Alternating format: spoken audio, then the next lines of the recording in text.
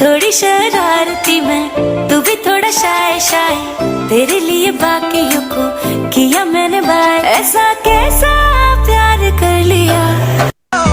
నవ్వులతో నేరం చేసే నైజం ఉందిలే, పువ్వులతో ప్రాణం కోసే నేర్పు ఉందిలే, కొంత ఆమ్లం ఉందిలే, కొంత క్షారం ఉందిలే, కొంత ప్లస్ ఉందిలే, కొంత మైనస్ ఉందిలే, సైన్సులో கொஞ்சம் காதல் வளர உள்ள வைக்கும் வளர அவ வந்தா தேடியே தன்ன நேரம் நிக்குது மோகம் சுக்குது பாட்ட திக்குதம்.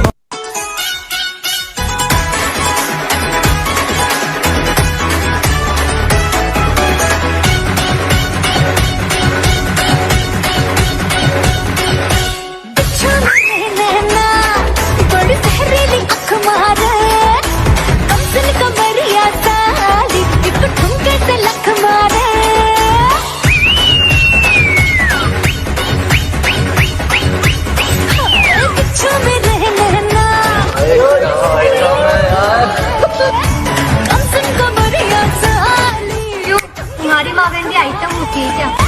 नोट हजारों के खुला छुट्टा कराने आई, हुस्न की तीली से बीड़ी चिल्लम जलाने आई, आई चिकनी चमेली चुपके अकेली कौआ चढ़ा के आई, आई चिकनी चमेली चुपके.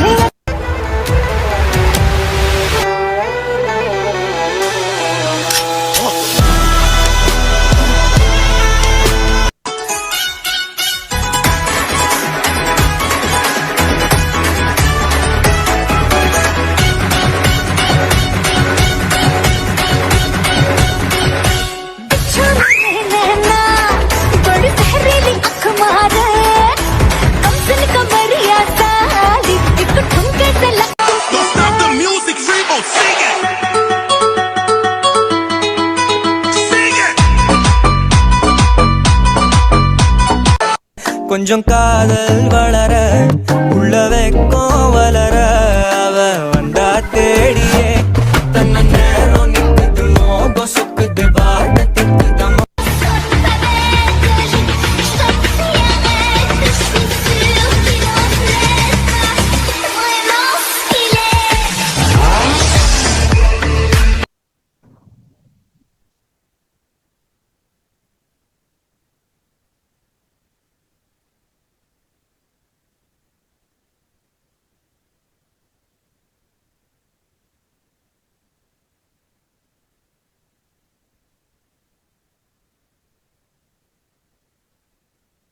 సో అందరికి thank you for joining. Welcome to the third session of clear the ceiling plan. So ఈ సెషన్లో ముఖ్యంగా ఉద్దేశం ఏంటంటే ఏమైతే మన జీవితంలో ఉన్నాయో వాటి యొక్క ముఖ్య ప్రాముఖ్యత మనం తెలుసుకోవాలి. మనం ప్రతిదాన్ని గ్రాంటెడ్ లాగా తీసుకుంటున్నాం. అలా గ్రాంటెడ్ లాగా తీసుకోవటం వలన వాటి విలువ మనకు తెలియపోవటం వలన అవి మన జీవితంలోంచి వెళ్ళిపోయిన తర్వాత మనం బాధపడాల్సి వస్తుంది. ముందుగానే అవి మన జీవితంలో ఉన్నప్పుడు వాటి విలువను మనం సరిగ్గా గమనిస్తే గనక అప్పుడు మనం వాటిని మంచిగా యూటిలైజ్ చేసుకోవటానికి వీలవుతుంది. మనం ఎందుకు మన దగ్గర ఉన్న వాటిని విలువ గుర్తించకుండా ప్రవర్తిస్తున్నామంటే ఏదో ఒక యాస్పిరేషన్ మైండ్లో, ఏదో అన్నోన్ యాస్పిరేషన్ మనలో ఉండి, లేకపోతే అన్నోన్ ట్రిగ్గరింగ్ మనకు తెలియకుండానే సొసైటీ మనల్ని డ్రైవ్ చేస్తుంది. అది కంపల్సరీ బిహేవియర్ లాగా అయిపోయింది ప్రతి ఒక్కరికి. అట్లా కాకుండా మన జీవితాన్ని మన కంట్రోల్ తెచ్చుకునే అవకాశం వచ్చింది. ఇప్పుడు మన జీవితాన్ని కాన్షియస్గా పూర్తి అవగాహనతో మన చేతిలోకి తెచ్చుకుంటే మన దగ్గర ఉన్న థింగ్స్ని మనం పూర్తిగా యూటిలైజ్ చేసుకోవచ్చు. అట్ ద సేమ్ టైం మన దగ్గర ఉన్న వాటిని పూర్తిగా ఎక్స్పీరియన్స్ చేయొచ్చు. At the same time many of the things which already there in our life వాటిని మనం ఎఫిషియెంట్గా యూటిలైజ్ చేసుకోవచ్చు. బేసికల్గా నేను చెప్పే ఓవరాల్ పాయింట్ ఏంటంటే మన దగ్గర ఉన్న గొప్ప విషయాలు ఏమైతే ఉంటాయో వాటి విలువ తెలుసుకోవడం అనేది అతి పెద్ద విషయం, అతి ముఖ్యమైన విషయం. కొన్ని ఎగ్జాంపుల్ చెప్తాను. మనం ఇంజనీరింగ్ చదివేటప్పుడు మన దగ్గర బుక్ ఉందనుకోండి, మనం చదవం. ఎప్పుడైతే బుక్ మన ఫ్రెండ్కి కానీ వేరే వాళ్ళకి ఇస్తామో, అరే ఎగ్జామ్ వస్తుందిగా బుక్ నా దగ్గర లేదు, నేను ఖచ్చితంగా చదవాలి, సో అని మళ్ళీ చేంజ్ చేసి ఫ్రెండ్ని అడిగి ఆ బుక్ తెప్పించుకొని చదవడానికి ట్రై చేస్తారు, కానీ మళ్ళీ బుక్ మీ దగ్గరికి వచ్చిన తర్వాత మళ్ళీ మీరు చదవడం మానేస్తారు. అది ఒక ఎగ్జాంపుల్. ఇలాంటివి మీ జీవితంలో చాలా ఉండే ఉంటాయి. మీరు కొంత టైం పెట్టి ఆలోచించండి. ఎలాంటి విషయాలు నా జీవితంలో ఉన్నప్పటికి కూడాను వాటిని నేను సరిగా గమనించకుండా ఎలాంటి వాటిని నేను స్కిప్ చేస్తున్నానో ఒకసారి ఆలోచించండి. ఇంకొక ఎగ్జాంపుల్ చెప్తాను. మన ఫ్యామిలీలో మన మదర్ చాలా ఎక్కువగా కష్టపడుతూ ఉంటారు. మెనీ హౌస్ హోల్డ్ యాక్టివిటీస్ లో కావచ్చు, పిల్లల కెరీర్ విషయంలో కావచ్చు, మల్టిపుల్ థింగ్స్ లో. బట్ మనం దానిని ఎక్కువగా గ్రాంటెడ్ గా తీసుకుంటాం. చాలా మందిని సోషల్ మీడియాలో కొన్నిసార్లు ఎగ్జాంపుల్ చూడొచ్చు. వాళ్ళ మదర్ దూరం అవడం కానీ, వాళ్ళ ఫాదర్ దూరం అవడం కానీ, ఆ తర్వాత వాళ్ళు ఎక్కువగా బాధపడుతూ ఉంటారు. ఉన్నప్పుడు వాళ్ళు ఆ విలువ కనుక అతి గట్టిగా అతి స్ట్రాంగ్ గా తెలుసుకొని ఉంటే అప్పుడు వాళ్ళకి ఇవ్వాల్సిన విలువ అతి ఎక్కువగా ఇస్తారు. మీ సమయానికి మీరు ఎక్కువగా విలువిస్తారు. అది చిన్న చిన్న వాటికి కోసం మీరు పాకులాడకుండా ఉంటారు.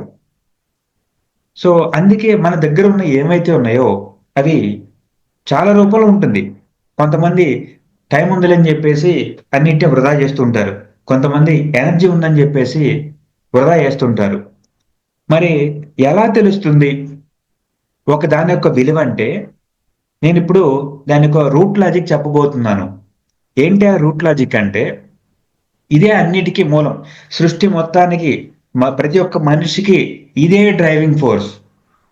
ఇది ఈ రూట్ లాజిక్ అనేది నాకు ఎంతో అనాలిసిస్ చేసి తప్ప రాలేదు.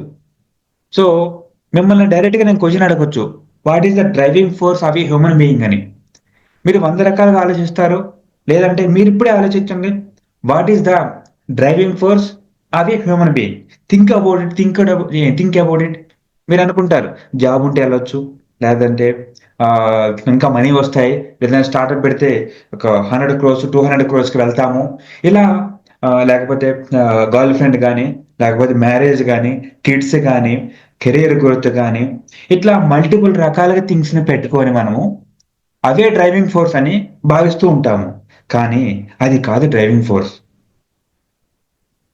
మీ పాయింట్ ఆఫ్ వ్యూకి నా పాయింట్ ఆఫ్ వ్యూకి చాలా ఖచ్చితంగా గ్యాప్ ఉంది, తేడా ఉంది. అందుకే నేను మీకు ఆ పాయింట్ ఆఫ్ వ్యూని చాలా తొందరగా ఫాస్ట్గా నేర్పిద్దాం అనుకుంటున్నాను.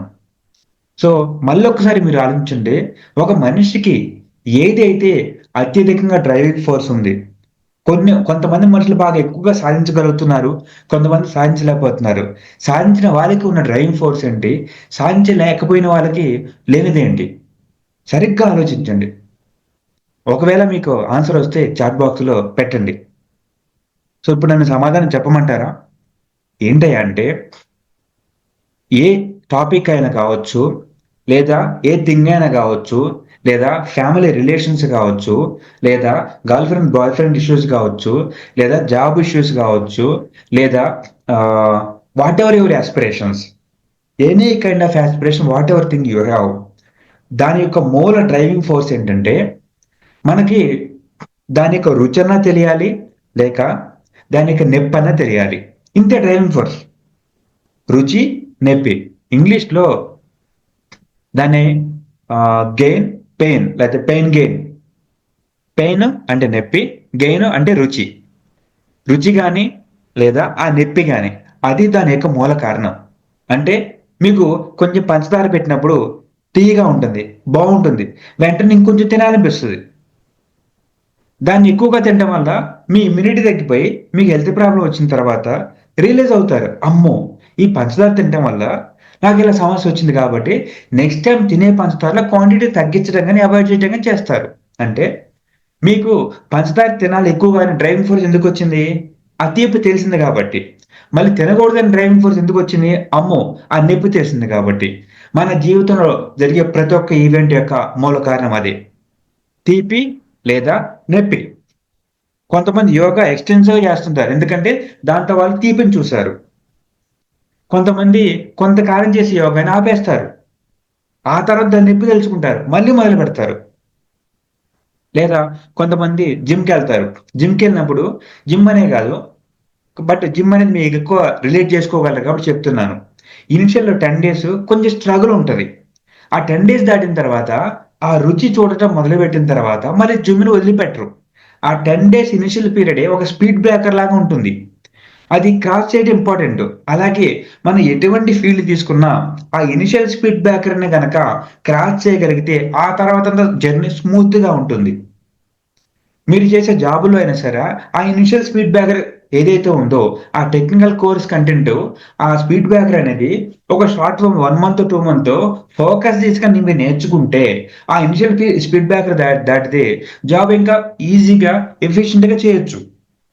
ఆ ఇనిషియల్ స్పీడ్ బ్రేకర్ దాటకుండా ప్రతి ఒక్క క్షణం స్ట్రగుల్ అవుతూ, ఆ ఇనిషియల్ 1 మంత్‌లో, 2 మంత్స్‌లో నేర్చుకోవాల్సిందే 10 ఇయర్స్ పీరియడ్‌లో స్ప్రెడ్ అయ్యి రోజు కొంచెం నేర్చుకుంటున్నారు. ఇది మీరు ఎంతవరకు రిలేట్ చేసుకుంటారో లేదు గానీ, but try to analyse this thing what I am saying. ఇంకొక ఏంటంటే కార్ డ్రైవింగు. కార్ డ్రైవింగ్ రాని వాళ్ళు వామ్మో! అని టెన్షన్ పడుతూ ఉంటారు, భయపడుతుంటారు. కానీ కొంత ఇనీషియల్ డ్రైవింగ్ వచ్చిన తర్వాత, ఆ రుచి తెలిసిన తర్వాత డ్రైవింగ్ ఇంక ఆపరు. ఎందుకు ఏం జరుగుతుందంటే, ఆ ఇనిషియల్ స్పీడ్ బ్రేకర్ అనేది దాటాలి వాళ్ళు. ఇదే లాజిక్ అనేది ప్రతి దానికి అప్లై అవుతుంది. మనిషిగా దాని పరంగా రుచన్నా తెలియాలి. లేదా అది లేకపోవడం వల్ల నిప్పన్నా తెలియాలి. అప్పుడు మనిషి ఖచ్చితంగా వాటి కోసం పరుగులు పెడతాడు. మరి రుచి లేదా నొప్పి లేకుండా ఇంకా ఎటువంటి లాజిక్ లేదంటే ఉంది ఒకటి. ఏంటంటే అవేర్‌నెస్. మీరు రుచి పొందకుండానే, నొప్పి పొందకుండానే ఒక మెంటర్, ఒక గురువు ఏదైతే స్కిల్ ఉంటదో ఆ దాంట్లో ప్రావీణ్యం పొందిన గురువు ఎవరైతే ఉంటారో వాళ్ళు మీ దగ్గరికి వచ్చి, "ఇదిగో బాబు ఈ విధంగా చేస్తే ఈ విధంగా జరుగుతది. ఈ విధంగా చేస్తే నువ్వు ఇట్లా బోర్ల పడతావు" అని మీ అవేర్‌నెస్ పెంచే కార్యక్రమం చేస్తే అప్పుడు మీరు మీ అవేర్‌నెస్ పెరుగుతుంది కాబట్టి దాన్ని మీరు డ్రైవింగ్ ఫోర్స్‌గా తీసుకొని ముందుకెళ్తారు. ఎందుకంటే అక్కడ మెంటర్ ఉంటాడు కాబట్టి. అందుకే జీవితంలో ఎవరైనా బాగా సాధించాలని గమనించండి. వాళ్ళకి పెయిన్ అయినా ఉంటుంది, తీపైనా ఉంటుంది, లేదా ఒక మెంటర్ అయినా ఉంటాడు. ఈ మూడిట్లో ఏదో ఒక కేసు వాళ్ళని బాగా నడిపిస్తుంది. కొంతమందికి 3 ఉంటాయి. కొంతమందికి 2 ఉంటాయి. అట్లా కాంబినేషన్ అన్నమాట. సో, మీరు ఉన్నదాని విలువ తెలుసుకోవడం అత్యంత ముఖ్యం. మరి ఏముంది మీ దగ్గరుంది? టైం ఉంది. మీ దగ్గర థింగ్స్ ఉన్నాయి. ఫ్యామిలీ ఉంది. జాబ్ ఉంది. ఇంకా everything what ever you have ఇవన్నీ మీ దగ్గర ఉన్నాయి. సొసైటీ ఉంది. ఒక పొజిషన్‌లో ఉన్నారు మీరు. మీ ఎబిలిటీని మీరు తక్కువగా అంచనా వేసుకోవద్దు. You can do everything, anything which is possible for a human being. మనం చంద్రుడి దగ్గరికెళ్ళాము, మార్స్ దగ్గరికెళ్ళాము. మిమ్మల్ని మోటివేట్ చేసి పుష్ చేయడానికి కాదు. But I am trying to make you understand what is your ability. What are the things which you already have. అవి పోయిన తర్వాత మీరు బాధపడితే ఉపయోగం ఉండదు. దానికి ముందే మిమ్మల్ని రియలైజ్ చేశాననుకోండి, మీరు దాన్ని డ్రైవింగ్ ఫోర్స్‌లా వాడుకొని మీ కెరియర్‌లో ముందుకెళ్తారనేది నా ఆశ. సో, ఇప్పుడు నెక్స్ట్ మన ఓన్ ఎబిలిటీని ఏ విధంగా చూజ్ జేసుకోవాలి? చూస్తే మీ దగ్గర ఏమైతే ఉన్నాయో నేను మిమ్మల్ని స్కిల్స్ ఫిల్ చేయమని అడిగినప్పుడు, మీ దగ్గర స్కిల్స్ ఏమి లేవు, నాకేమి రావట్లేదు, నాకేమి తెలీదనే క్వెషన్ మార్క్‌లు ఏశారు. ఈ కండిషన్స్ 3 పెట్టాను ఇక్కడ స్క్రీన్ మీద. వీటిని మీరు వాడి చూడండి. అంటే మిమ్మల్ని మీరు కంపేర్ చేసుకోండి. అసలు ఏమీ రాని వాళ్ళకి లేకపోతే జీరో నాలెడ్జ్ ఉన్న వాళ్ళతో మీరు కంపేర్ చేసుకోండి. మీరు చాలా ఫార్ బెటర్. చాలా అంటే చాలా ఫార్ బెటర్. మంచిగా జాబ్‌లో కొంత స్ట్రగుల్ అయ్యి జాబ్ చేస్తున్నప్పటికి కూడాను. But that's a different case. I will sort out whatever the problems you have. So, but whatever the knowledge you have, people who not having any education they will not be able to match to you. Or people have zero knowledge వాళ్ళు మిమ్మల్ని match చేయలేరు. Those and all the skill set అంత ఉండబట్టే మీరు ఈ పొజిషన్‌లో ఉన్నారు. So, compare with one who doesn't have anything in life. లైఫ్‌లో ఏమీ లేని వాడితో మీరు కంపేర్ చేయండి. మీ దగ్గర ఏమున్నాయో మొత్తం తెలుస్తుంది. ఆ తర్వాత ఏం కోల్పోయారో మీకు తెలియాలంటే, లేదా ఒక బాగా ఓల్డ్ పీపుల్‌ని లేదా వాళ్ళ ఓల్డ్ పీపుల్ ఉన్న సోషల్ మీడియా కంటెంట్ చూడండి. వాళ్ళ జీవితం ఏం కోల్పోయారు? ఏం సాధిద్దాం అనుకుని ఏం సాధించలేకపోయారు? వాళ్ళని మనం గమనిస్తే మనకు అర్థమవుతుంది. అంటే ఇవన్నీ అవేర్‌నెస్ పెంచే అంశాలు. ఏమీ లేనివాడిని కంపేర్ చేస్తే, జీరో ఉన్నవాడిని కంపేర్ చేస్తే మనకేముందో తెలుస్తుంది. అన్నీ జీవితం అంతా అయిపోయిన వాడికి, వాడి దగ్గర అడిగితే ఎందుకంటే వాడికి టైం ఉండదు, ఎనర్జీ ఉండదు, శక్తి ఉండదు. అన్ని రిసోర్స్‌లు చేయడానికి ఎటువంటి కేపబిలిటీ ఉండదు. అలాంటి వారిని మనం కంపేర్ చేసి అడిగితే వాళ్ళు చెప్తారు. అప్పుడు మనకి రియలైజేషన్ వస్తుంది. ఓహో! వీళ్ళ దగ్గర ఏమి లేవు, మన దగ్గర ఉన్నాయి. ఇతని దగ్గర టైం లేదు, మన దగ్గర ఉంది. సో, అప్పుడు మీరు రియలైజ్ అవుతారు మీ ఓన్ ఎబిలిటీ ఏంటని. ఒక software employee, IT employee body మైండ్ని మ్యాక్సిమం యూటిలైజ్ చేసే క్యాపబిలిటీ ఉంది. బట్ కొన్ని కండిషన్లో చిన్న చిన్న తప్పుల వల్ల వాళ్ళు చేసే జాబ్ని సరిగ్గా చేయలేకపోతున్నారు. దానికి ఎలా చేయాలో నేను చెప్తాను. బట్ మీకు చాలా ఎబిలిటీ ఉంది. మీరు రోడ్డు పక్కన కూరగాయలు అమ్ముతాను లేదా బెలూన్స్ అమ్ముతాను అని చిన్న చిన్న డెస్టినేషన్ జీవితంలో పెట్టుకోవద్దు. మీరు పెట్టుకున్న డెస్టినేషన్ ఎలాగ ఉండాలంటే మీ మ్యాక్సిమం క్యాపబిలిటీ యూటిలైజ్ చేసేలాగా ఉండాలి.